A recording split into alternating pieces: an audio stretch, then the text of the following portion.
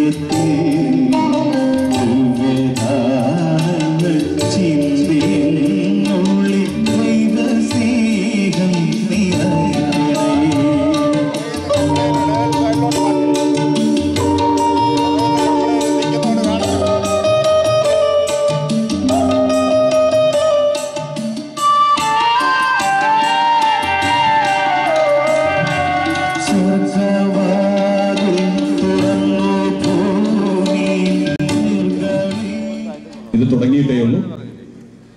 അപ്പോൾ ആദ്യത്തെ ചില വെടിക്കെട്ടുകളാണ് ഇവിടെ തീർന്നിരിക്കുന്നത്. ഇനി വേദിയിൽ ഒരുപാട് വെറൈറ്റി ആയിട്ടുള്ള പ്രോഗ്രാംസ് നിങ്ങൾ കാണാൻ പോവുകയാണ്. തീർച്ചയായിട്ടും എന്നെ പോലുള്ള കലാകാരന്മാർ ഇതുപോലുള്ള അമ്പലപ്പറമ്പുകളിലും പള്ളിപ്പറമ്പുകളിലൂടെയും വളർന്നു വന്നിട്ടുള്ള കലാകാരന്മാരാണ്. ഇവിടെ ഇരിക്കുന്ന എല്ലാവരും അങ്ങനെയാണ്. ഒരാളും വലിയ സിനിമാ കുടുംബത്തിൽ വന്ന ആരുമില്ല.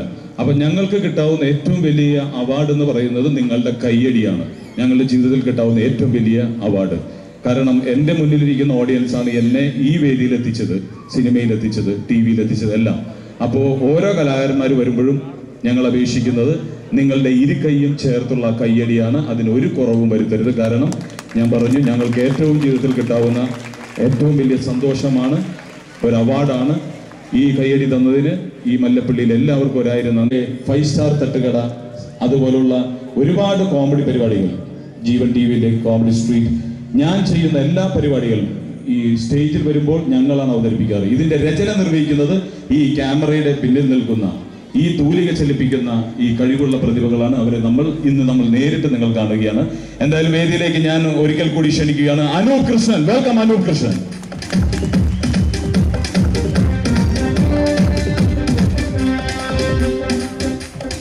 ഫൈവ് സ്റ്റാർ തട്ടുകട എന്ന പ്രോഗ്രാം നടക്കുമ്പോൾ അതിലൊരു വെളിച്ചപ്പാടുണ്ടായിരുന്നു. വെളിച്ചപ്പാടായിട്ട് നിങ്ങളുടെ മുന്നിൽ ദേവി എന്ന് വിളിച്ചുകൊണ്ടെത്തുന്ന ഒരു കലാകാരനെയാണ് ഞാൻ അടുത്തതായി ക്ഷണിക്കുന്നത്. ഇനി അടുത്ത റിലീസ് ആവാൻ പോകുന്ന പേരിനൊരു മകൻ എന്ന ചിത്രത്തിൽ ശ്രദ്ധേയമായ വേഷമാണ് ഇദ്ദേഹം കൈകാര്യം ചെയ്യുന്നത്. സവാരി ഗിരിഗിരിയിൽ ഏറ്റവും മികച്ച കഴിവുള്ള ഒരു പ്രതിഭയായിട്ട് ഞാനും ഫക്രുവും ചേർന്ന് തെരഞ്ഞെടുത്ത ഒരു വ്യക്തിയാണ്. ഇദ്ദേഹം ശബ്ദം കൊണ്ടാണ് നിങ്ങളെ അമ്പരിപ്പിക്കാൻ പോകുന്നത്. Mister Shaijo Adimali. Welcome Shaijo Adimali.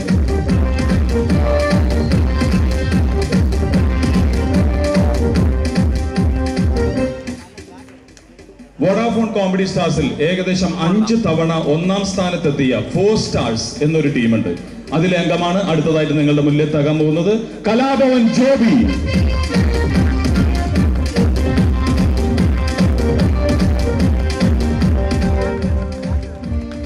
Vodafone comedy സ്റ്റാർസിൽ തന്നെ ടീം റോക്ക് എന്ന ടീമിൽ ഒരു കുടിയനായി നിങ്ങളുടെ മുന്നിലെത്തി നിങ്ങളെ ചിരിപ്പിച്ചിട്ടുള്ള മറ്റൊരു കലാകാരൻ സുമേഷ്.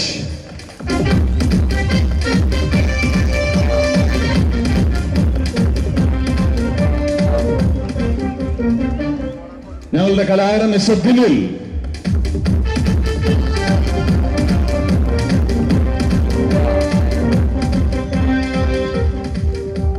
അപ്പോ ഇനി ഞാൻ ഇവിടെ വേദിയിൽ ഒറ്റയ്ക്കാണ്.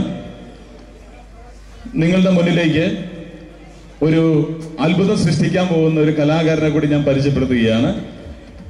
വോഡാഫോൺ കോമഡി സ്റ്റാർസിൽ ഇൻഡിവിജ്വൽ, അതായത് ഒറ്റയ്ക്ക് നിന്നിട്ട് നിരവധി താരങ്ങളെ, അതായത് മരിച്ചുപോയ അന്തരിച്ച പോയ ഒരുപാട് താരങ്ങളെ ലൈവായിട്ട് സ്റ്റേജിൽ കൊണ്ടുവന്ന ഒരേ ഒരു കലാകാരനുള്ളൂ. എനിക്ക് തോന്നുന്നു വോഡാഫോൺ കോമഡി സ്റ്റാർസിൽ ഒറ്റയ്ക്ക് നിന്ന് പെർഫോം ചെയ്യാൻ കഴിയുന്ന ഏറ്റവും കഴിവുറ്റ കലാകാരൻ അടുത്തതായി നിങ്ങളുടെ മുന്നിലേക്ക് എത്തുന്നത് മറ്റാരുമല്ല, പ്രകാശ് തിരുവനന്തപുരം.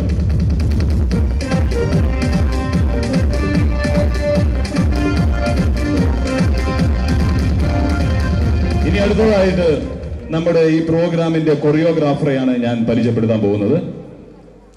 ഇപ്പോ കൈരളി ചാനലിൽ നടക്കുന്ന താരോത്സവത്തിന്റെ നൃത്ത സംവിധായകനാണ്. അതുപോലെ തന്നെ മഴവിൽ മനോരയിലെ മ്യൂസിക് റിയാലിറ്റി ഷോയായ വോയിസ് ഓഫ് ഇന്ത്യ എന്നുള്ള പ്രോഗ്രാമിന്റെയും കൊറിയോഗ്രാഫറാണ്. നിരവധി ചലച്ചിത്രങ്ങൾക്കും ഇദ്ദേഹം നൃത്ത സംവിധാനം നിർവഹിച്ചു കഴിഞ്ഞു. രാജേഷ് മാസ്റ്റർ.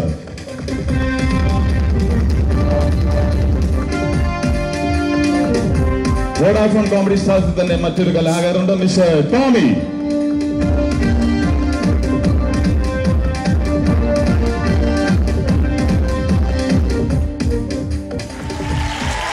സൂക്ഷിച്ചിരുന്നോ, എന്റെ കയ്യിലിരിക്കുന്നത് ചൂട്ടാണ്. ഞാൻ കത്തിച്ചു വിടാൻ പോകുന്ന എലിവാണം നിങ്ങളുടെ ഇടയിൽ കൂടെ ഒക്കെ വരാം. ദാ വരുന്നു എന്റെ പേരിലുള്ള എലിവാണം.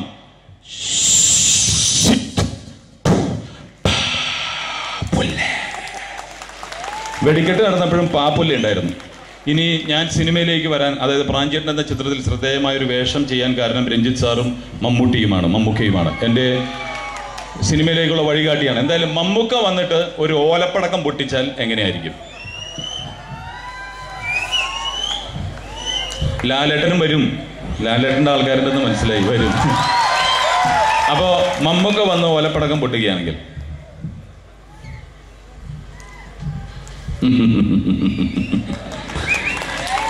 എൻ്റെ കയ്യിലിരിക്കുന്നത് ചൂടാണ്. ഞാനത് മുന്നിലേക്ക് എടുത്താൽ കുത്തും, നിങ്ങൾക്ക് പൊള്ളും. ഞാൻ എടുക്കുന്നില്ല.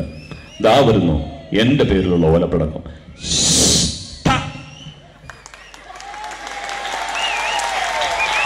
പുള്ളി പൊട്ടിച്ചിട്ട് പുള്ളി തന്നെ പുച്ഛിക്കുക.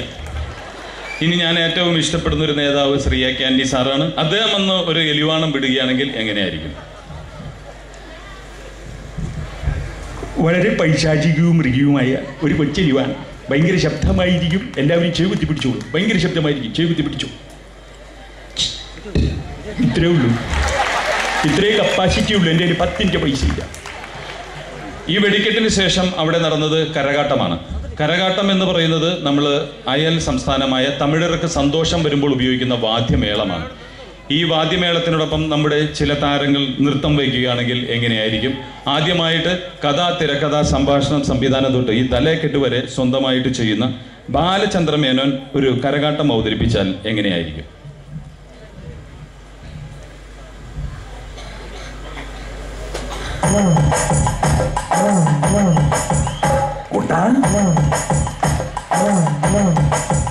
കൊള്ളാം, പറ്റിയല മോളെ.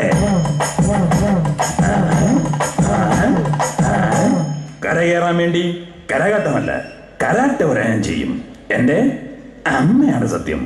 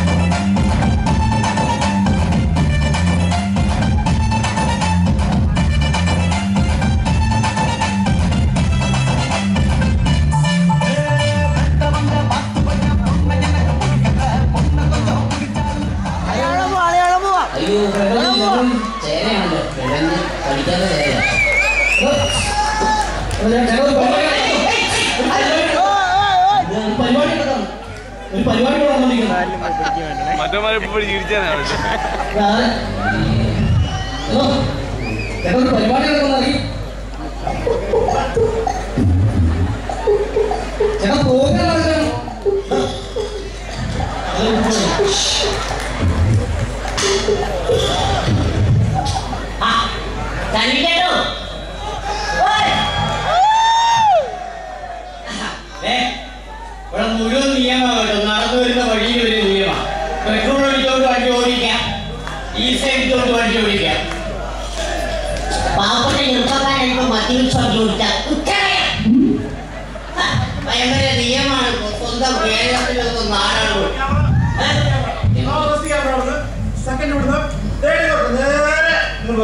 നെഞ്ചത്തേക്ക് വെച്ചു നേരെ ഞാൻ ചാനലിൽ വരുവാണ്. കാണല്ല, ചാനല് ഞാൻ റോഡ് ഷോ ആയിട്ട് ബന്ധപ്പെട്ട് വരുവാണ്. നീ റോഡ് ഷോ ആയിട്ട് ചാനലിൽ നിന്ന് വരുന്നു, ഞാൻ രണ്ടുപേരും റോഡ് ഷോയിൽ ഫുൾ ടൈം കിടക്കുന്നു. കാര്യം ഞാൻ പറഞ്ഞേക്കാം, സാധാരണ വെള്ളാഴ്ച തലമുറത്തെ സ്ഥലമല്ല. ഈ സ്ഥലം അല്പം ബസ്സാണ്. ഈ സ്ഥലം അല്പം ബസ്സാണ്. ഒരു കുഴപ്പമില്ല, ഞാൻ സ്ഥലം മേടിക്കാൻ വന്ന ആളല്ല, അറിയാവോ? അത് കൊള്ളാമല്ലോ.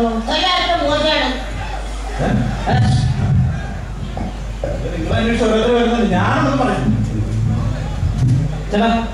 ഇതിലെ പോയി പിന്നെ എന്നെ ചെത്താവും. ഇതിലെ പോയി കഴിഞ്ഞാൽ എന്നെ ചെത്താവും.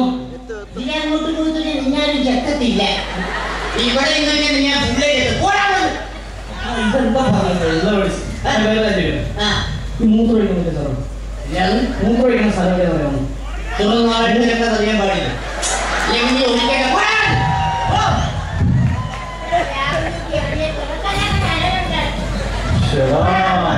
അതെ പൊന്നു ചേട്ടാ, ചേട്ടൻ നാണില്ലെങ്കിൽ വെള്ളാഴ്ച വഴി കിടന്ന് വെള്ളമാകാൻ വേണ്ടിട്ട് എന്റെ ഭാര്യ എനിക്ക് നന്നായിട്ട് അറിയാവുന്നതാണ്. അത് എന്ത് പാവണം. അവര് എം എ കാരിയല്ലേ? ബി എ കാരി?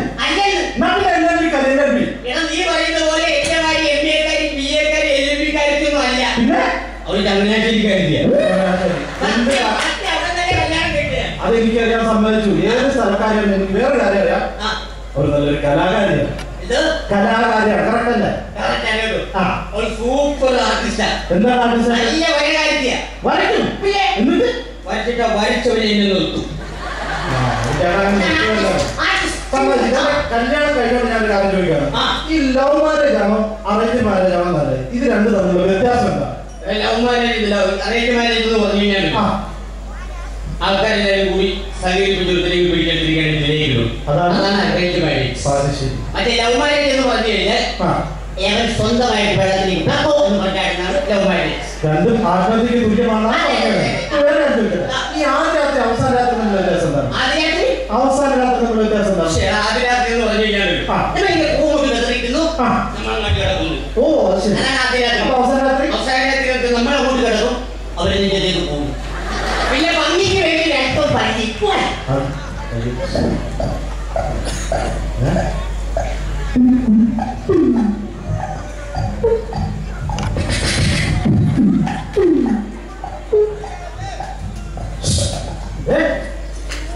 എന്താണ് ഇത്ര വരുമാനം?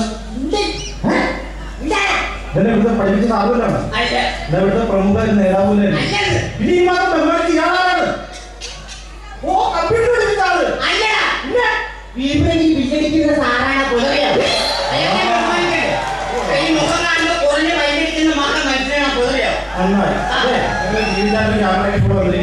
സംസാരിച്ചിരിക്കാൻ സമയമില്ല.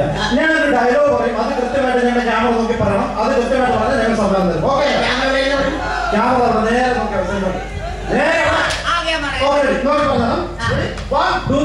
ഞാൻ ഡയലോഗ് പറയും, അത് നോക്കിയാൽ പറയും. ഞാൻ പറയും, നോക്കി പറയണം. സമ്മാനം ഉണ്ടതല്ലേ ഇവിടെ ക്യാമറ നോക്കി പറ. ഞാൻ കോതന്റെ റാണ റെഡ്ഡി.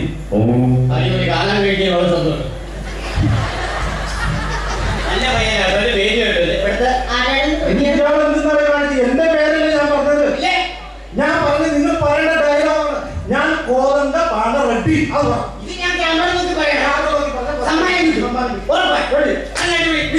അപ്പൊ ക്യാമറ ഓക്കെ, റോളിംഗ് ആക്ഷൻ.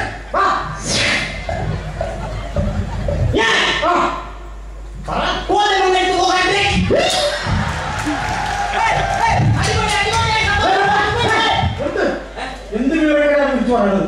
വേണ്ട, ഡയലോഗ് പറയണ്ട. തനിക്ക് ആ സിനിമയിൽ ഒരു ചാൻസ് ഒന്നും വിചാരിച്ചു.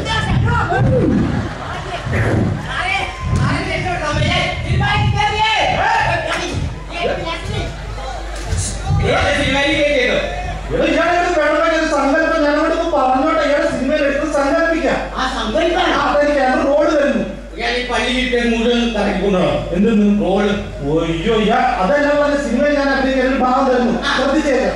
പണ്ടൊക്കെ സിനിമയിൽ അഭിനയിക്കുന്ന കാര്യം ശ്രദ്ധിച്ചില്ല. ഇപ്പം ഷീലയും നസീറും തമ്മിൽ അഭിനയിക്കുമ്പോൾ അവർ തമ്മിൽ കെമിസ്ട്രി വർക്ക് ചെയ്തിരുന്നു. അറിയാലോ, ഷീലയും നസീറും തമ്മിൽ അഭിനയിക്കുമ്പോൾ അവർ തമ്മിൽ കെമിസ്ട്രി വർക്ക് ചെയ്യുമായിരുന്നു. മമ്മൂട്ടിയും സുഭാഷിയും തമ്മിൽ വർക്ക് ചെയ്യുമ്പോൾ അവർ തമ്മിൽ കെമിസ്ട്രി ഉണ്ടാവും. ദിലീപും കാവ്യമാധവനും തമ്മിൽ അഭിനയിക്കുമ്പോൾ അവർ തമ്മിൽ കെമിസ്ട്രി ഉണ്ട്. ഇപ്പൊ നിങ്ങളെ സിനിമയിൽ എടുക്കുവാണെങ്കിൽ നിങ്ങളുടെ കൂട്ടത്തിൽ ഏത് നടിയിട്ടാൽ നിങ്ങൾ തമ്മിലുള്ള കെമിസ്ട്രി വർക്ക് ചെയ്യും?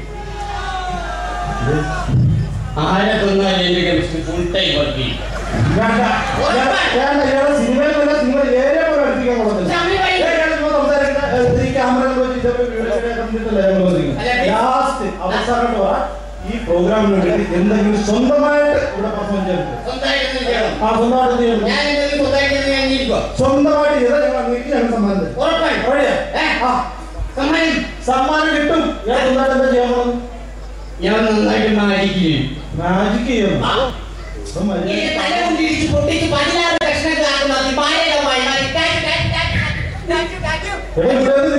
എന്താ പറഞ്ഞത്? ഇഷ്ടിക കൊണ്ട്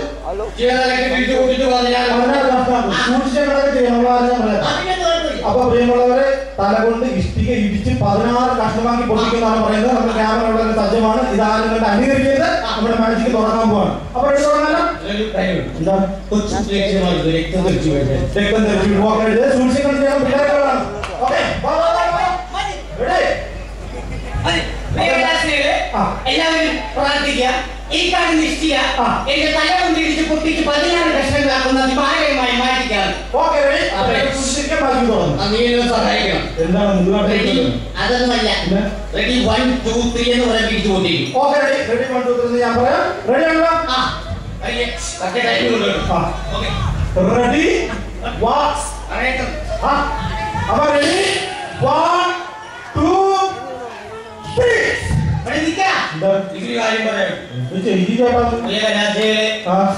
എന്റെ അവസ്ഥ ഉണ്ടല്ലോ, നിങ്ങൾ വോട്ട് ചെയ്താൽ മാത്രമേ എനിക്കിവിടെ കയറി പോകാൻ പറ്റുന്നുള്ളൂ. എനിക്ക് വോട്ട് ചെയ്യേണ്ട ഫോർമാറ്റ് തെങ്ങ് കൊതുമ്പ് പോഞ്ഞാട്ട.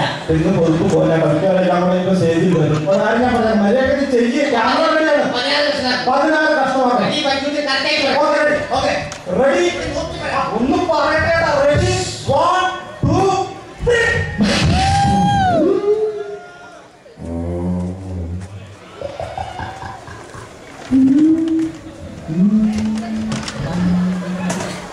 കല്ല് 16 കഷ്ണമാക്കുന്നു. ഇതിന്റെ ഒരു അറ്റമെങ്കിലും പൊട്ടിയിരുന്നത് കൊള്ളായിരുന്നു.